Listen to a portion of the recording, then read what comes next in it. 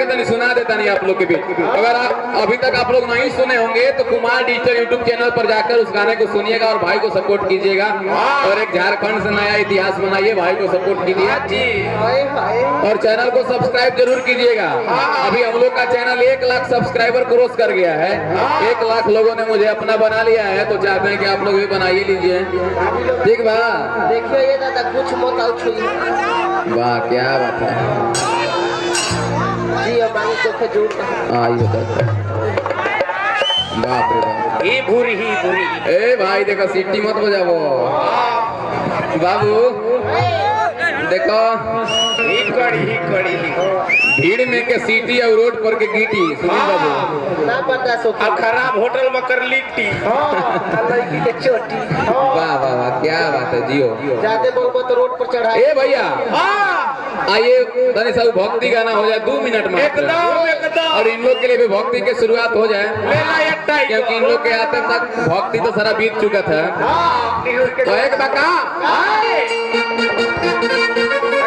इधर आ जाइए आओ ना रे। बेटी पर तो के लूर ले। देखिए बहुत सब दर्शक लोग जो मतलब यहाँ पर आए हुए हैं, आप सभी लोग एक बार तनी प्रणाम करके आशीर्वाद ले लीजिए। गुड़ लाख छू के गुड़ लाख। हेलो, एक बार तनी प्रणाम करके आशीर्वाद ले लीजिए। अचारवा से गोड़ला क्योंकि यही लोग हैं जो जीरो से हीरो बनाते हैं और हीरो से जीरो बनाते हैं। तो इन लोग का आशीर्वाद की जरूरत है ना भैया। हलवा से गोबर बना। तनी दोनों हाथ जोड़ के एक बार प्रणाम कर लो भैया, तनी ताली बजा के बजाओ। हाँ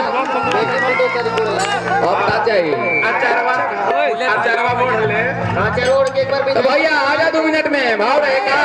इनकरे जिसन पत्नी अपना पति से कहत रही का कैसे कि कहवा में लागल बाजार बढ़ते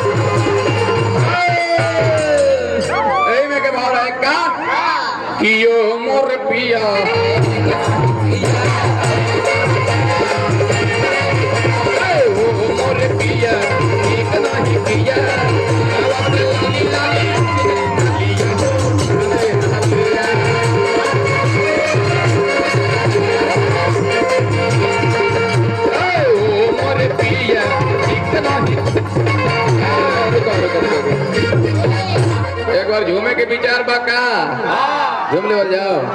नहीं झूम के गाना नहीं सुन लो वो तो सुन लिया भाई, और सुबह चैनल हमारा सब्सक्राइब नहीं भाई तो फिर हम पूछो कहेगा बाका भाई दूरी बना के कहना है कि ओ मोरे सोना अरे दूर रहो ना भैया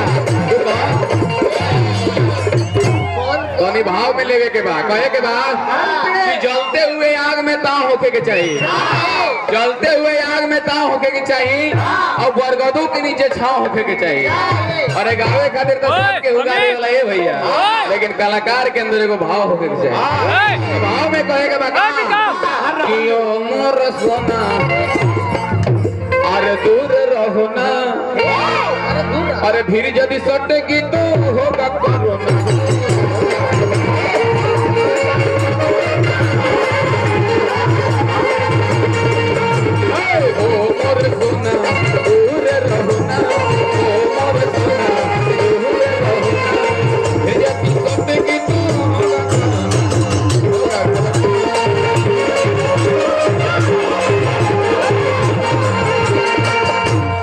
बस बस बस हो गई काफी भक्ति भैया। एगो हमार गाना आइल बा झारखंड एक्सप्रेस,